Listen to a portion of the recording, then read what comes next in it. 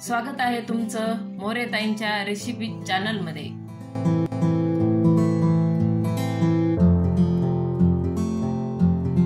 चला तर मग व्हिडिओमध्ये पुढे जाण्याआधी बेल आयकॉन दाबून चॅनलला सबस्क्राइब करा आणि सुरू करा मोरेताईंसोबत आजची ही चवदार रेसिपी बनवायला। नमस्कार मंडळी, आज आपण लिंबाचं लोणचं करणार आहे।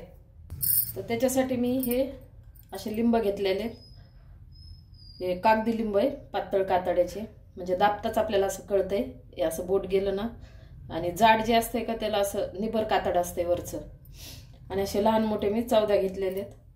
तर आपण हे तिखट, आंबट आणि गोड असं लोणचं करणार आहे, तर ते उपासाला पण चालू शकतं। आता एकदम कमी साहित्यात आपण करणार आहे। एकसारख्या 2 वाट्या साखर घेतलेली, तिखट हे कलर साठी घेतलंय, कमी तिखट आहे, हे थोडं तिखट जास्त आहे, आणि चवीनुसार मीठ टाकणार आहे, एवढं साहित्य आपण टाकणार आहे। आता आपण आधी लिंब कापून घेणार आहे। तर हे लिंबाला ना मी 5 मिनिटासाठी मीठ टाकून पाण्यात ठेवलं होतं, नंतर एकदम कोरडे करून घेतले, थोडंसं काही ओलसरपणा ठेवायचा नाही। आता आपण याला कापून घेऊ।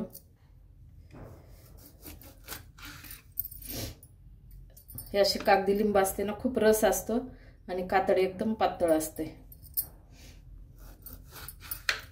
लोणच्यासाठी हेच वापरते, म्हणजे लवकर शिजते हे लोणचं। आपण कुकर मध्ये शिजवणार आहे ना। आता तुम्ही याच्या 8 फोडी करू शकता, छोटा असेल तर 4 केले तरी चालते।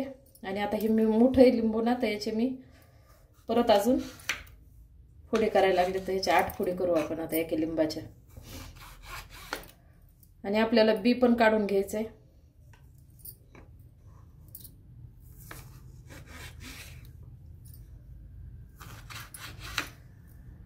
आता एक लिंबू कापलं की लगेच बी काढून घेऊ, म्हणजे मग आपल्या असं राहिलं नाही पाहिजे। असं चाकूनी, असं हाताने पिळून नाही काढायचं आपल्याला, चाकूनी, म्हणजे रस आपला खाली वायाला गेला नाही पाहिजे।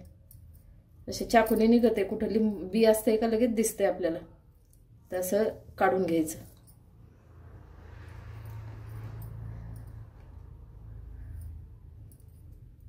हे पाशी बी निघते लगे पटकन चाकून।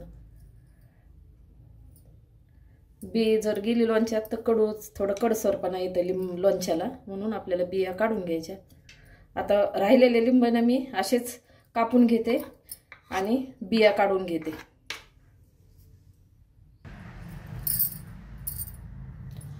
आता लिंब कापून घेतले मी, जे मोठे होते का त्याचे 8 तुकडे केले, आणि छोटाल्याचे असे 4 तुकडे केले, आणि अशा बिया काढून घेतल्या।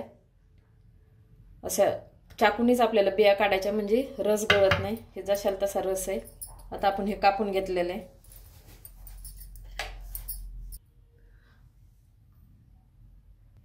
आता आपण आधी साखर टाकून घेऊ।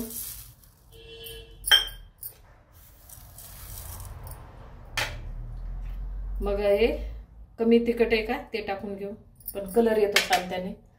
हे आपलं तिखटवालं तिखट 1 चमचा, कलरचे 2 चमचे, आणि मीठ आता आपल्या चवीनुसार, पण मी 2 चमचे घेतले।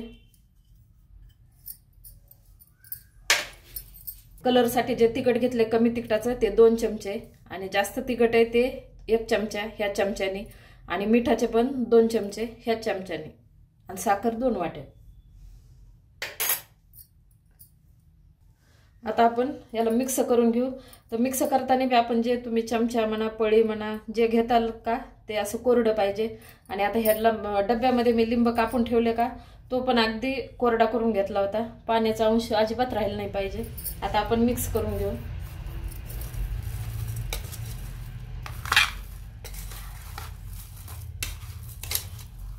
ते असं मिक्स करून घ्यायचं।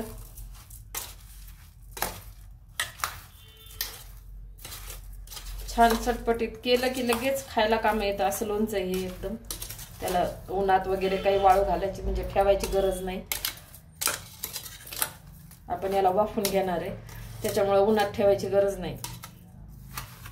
आता हे आपलं पूर्ण मिक्स झालेलं आहे। आता लिंबाला वाफवण्यासाठी आपण कुकर घेतलेलं आहे, ही अशी रिंग ठेवली त्याच्यामध्ये, आणि 1 ग्लास पाणी टाकलंय। तर आता आपल्याला हा डब्बा आहे का लिंबाचा, तो कुकर मध्ये ठेवायचा, हाताला पण पाणी नाही लागलं पाहिजे आपल्या।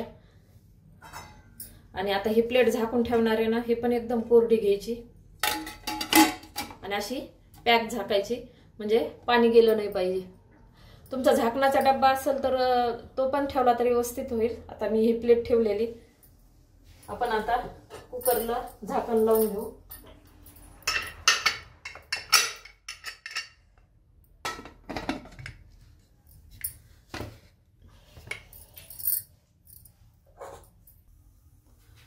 आता गॅस पेटून मी कुकर ठेवलेला आहे. तर कुकरला ना काय करणार आहे, गरम होईपर्यंत म्हणजे आपली 1 शिट्टी होईपर्यंत फुल गॅस करायचा आणि नंतर कमी गॅसवर परत 4 शिट्ट्या म्हणजे एकूण 5 शिट्ट्या घ्यायच्या आपल्याला. आणि जर तुमचे जाड कातडीचे लिंबू असेल ना तर थोडे 1-2 शिल्लक घेतले तरी चालते. आता हे एकदम कागदी लिंबू आहे माझा, तर मी 5 शिट्ट्या घेणार आहे. आता आपण शिट्ट्या 5 झालेल्या, कुकरच्या शिट्ट्या 5 झाल्या. गॅस बंद केला आणि थंड पण झालेले. आता आपण झाकण काढून घेऊ.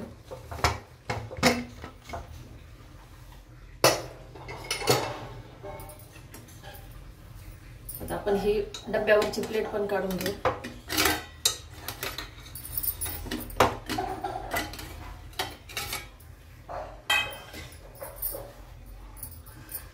मस्त लिंबाच्या फोडी शिजलेल्यात. आता हा आपण आधी कालवलेला का तोच चमचा घेतला मी, डबल कोरडा आहे.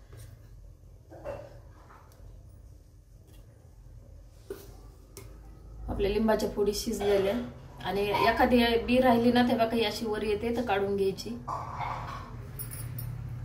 शिजल्यानंतर येते वरती, हे काढून घेऊ आपण. आता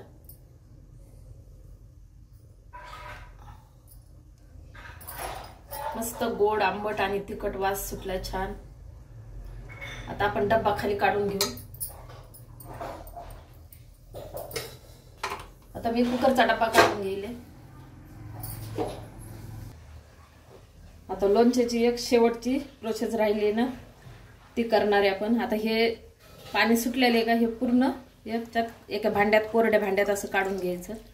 आता ही मी कढई घेतलेली, याच्यात फोड नाही येऊ द्यायची आपल्याला एक पण. नुसतं आपलं पाणी झालेलं आहे का ते काढून घ्यायचं. हे पहा मस्त आपलं लिंबाची फोड चांगली शिजलेली आहे. आता ह्या पाण्याला आपण परत गॅसवर मांडणार आहे.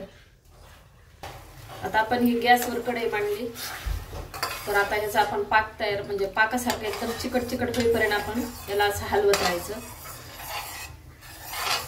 नुसतं पाणी काढायला. लिंबाच्या फोडी बाजूला आहे.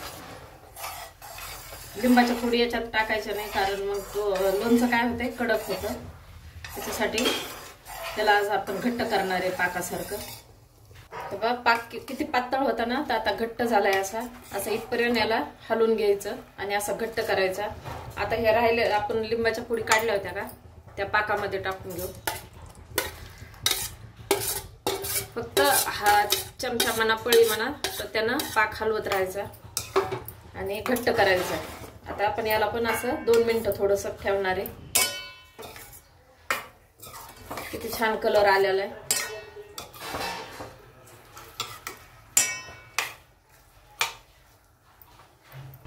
आता आपलं लिंबाचं लोणचं तयार आहे. आता आपण काढून घेऊ.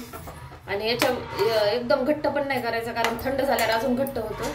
तर ही अशा एवढ्या याच्यात ठेवायचं आपल्याला. जास्त घट्ट नाही करायचं आणि जास्त पातळ पण नाही. असं हाताला जर लावलं ना तर असं चिकट चिकट झालं पाहिजे, असं आपल्याला पाक ठेवायचा. आता आपलं हे आंबट गोड आणि तिखट लोणचं तयार आहे. आता आपण काढून घेऊ. अशा प्रकारे तिखट आंबट आणि गोड लिंबाचं लोणचं तयार आहे. एकदा नक्की ट्राय करा आणि कमेंटमध्ये कळवा. तुम्हाला हा व्हिडिओ आवडला असेल तर लाईक करा आणि अशाच प्रकारच्या चवदार आणि चमचमीत रेसिपीसाठी सबस्क्राईब करा आणि कमेंटमध्ये कळवा तुम्हाला कोणत्या रेसिपीज बघायला आवडतील. पुन्हा भेटूया एका नवीन रेसिपीसह एका नवीन व्हिडिओमध्ये. धन्यवाद.